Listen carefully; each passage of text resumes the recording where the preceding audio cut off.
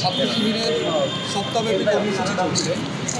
আমরা প্রথম দিন গ্লোবাল স্ট্রাইক ফর গাজা কর্মসূচি পালন করেছিলাম গত 7 এপ্রিল। আমরা 8 এপ্রিল মহানগর শাখাগুলোতে বিক্ষোভ মিছিল কর্মসূচি পালন করেছি। এরপরে 9 তারিখ আমরা ভবনগুলোতে এবং শিক্ষা প্রতিষ্ঠান সহ ফিলিস্তিনের পতাকা উত্তোলন কর্মসূচি পালন করেছি। আর আজকে চতুর্থ দিন 10 এপ্রিল আমরা পররাষ্ট্র মন্ত্রণালয়ে স্মারকলিপি প্রদান করছি এবং আজকে এম্বাসিগুলোতেও আমাদের স্মারকলিপি প্রদান কর্মসূচি রয়েছে। তবে বাংলাদেশে যে বিদেশি মিশনগুলো রয়েছে সবগুলো মিশনের সশরীরে স্মারকলিপি পৌঁছে দেওয়া এটা সময় সাপেক্ষ হওয়ার কারণে আমরা তাদেরকে মেইল করব। আর পররাষ্ট্র মন্ত্রণালয়ে আমরা সরাসরি স্মারকলিপি হস্তান্তর করতে এসেছি। ইতিমধ্যেই আমরা স্মারকলিপি রিসিভ করার জন্য যিনি দায়িত্বে আসেন ইজি অ্যাডমিন স্যারকে স্মারকলিপি হস্তান্তর করেছি। আমরা এখানে ছাত্র শিবিরের কেন্দ্রীয় দায়িত্বশীল বৃন্দ এবং ঢাকার শাখা সময়ের দায়িত্বশীল বৃন্দ উপস্থিত আছেন। এখানে আছেন ছাত্র শিবিরের কেন্দ্রীয় কার্যকরী পরিষদ সদস্য এবং কেন্দ্রীয় মানব সম্পদ ব্যবস্থাপনা সম্পাদক সাইদুল ইসলাম ভাই।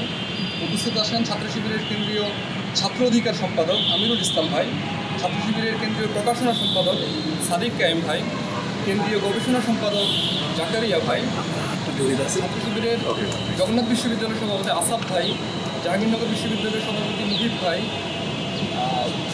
ঢাকা কলেজ সভাপতি মুস্তাকিম ভাই, ঢাকা মহানগর উত্তর সভাপতি আনিস ভাই, ঢাকা মহানগর পশ্চিম সভাপতি সালাউদ্দিন ভাই সহ আমাদের দায়িত্বশীল বৃন্দ এখানে উপস্থিত আছেন। আমরা এখানে যে দাবিগুলো উত্থাপন করেছি আমি আপনাদের কাছে স্মারকলিপিটি পাঠ করে শোনাতে চাই।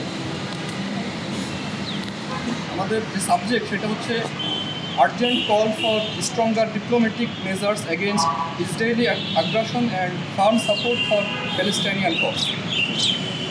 আমাদের মাননীয় পররাষ্ট্র উপদেষ্টা বরাবর যে স্মারকলিপি সেটা হচ্ছে your excellency with utmost respect we the members of Bangladesh Islamic Chhatra Shibir submit this statement to appeal for a more assertive and principled stance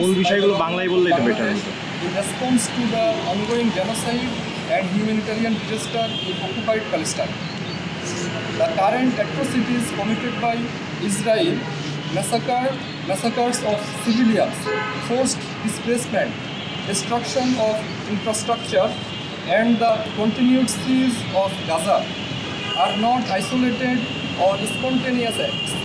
They are part of a deliberate and systematic colonial project under the ideological umbrella of Zionism, aimed at disposing Palestinians and denying them their fundamental rights.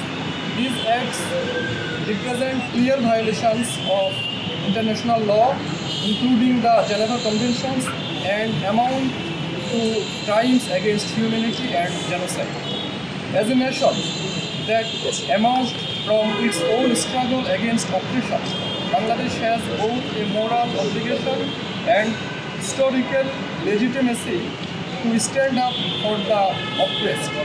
While we acknowledge the government's past and ongoing support for the Palestinian cause, we believe that the urgency and gravity of the current situation necessitate bolder and more comprehensive action.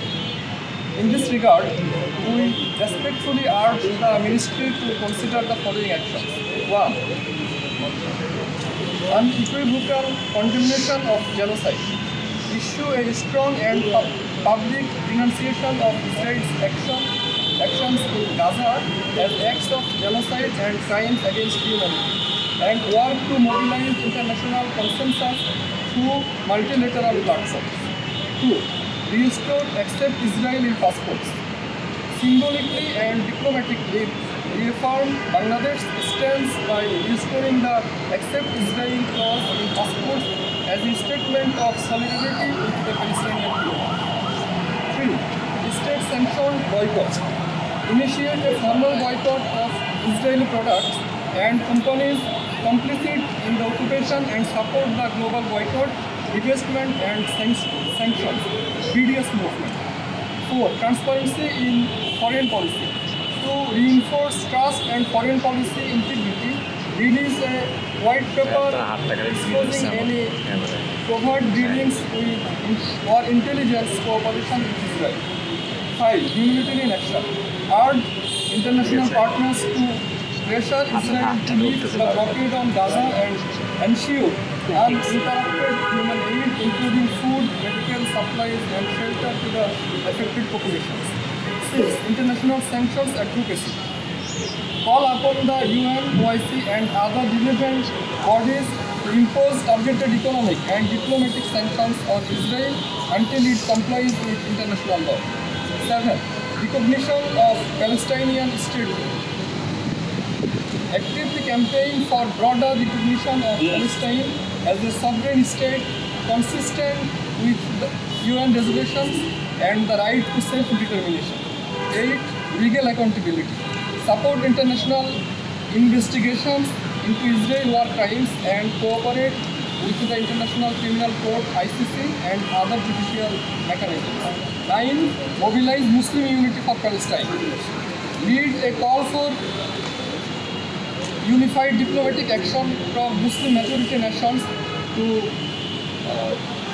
sever all forms of cooperation with Israel and jointly advocate for Palestinian liberation. 10. Clarify Bangladesh's ethical position. Clearly communicate that Bangladesh's stance is rooted in human rights, justice and international law, not religious animosity. Our protest targets Israel's policy and political ideology, not a religious or ethnic community. The Palestinian struggle is not merely a political issue, it is a defining test of global conscience. We urge the government of Bangladesh to take bold and historic steps to support the Palestinian people in their legitimate struggle for freedom, dignity and state. আমাদের এই স্মারকলিপিটি কেন্দ্রীয় সমাজে স্বাক্ষর যে বিষয়গুলো আমরা অ্যাম্বাসিডরের উদ্দেশ্যে যে স্মারকলিপি সেখানে নিয়ে এসেছি সেখানে 5টি বিষয় এনেছি। আমি যদি সংক্ষেপে আপনাদেরকে বলি,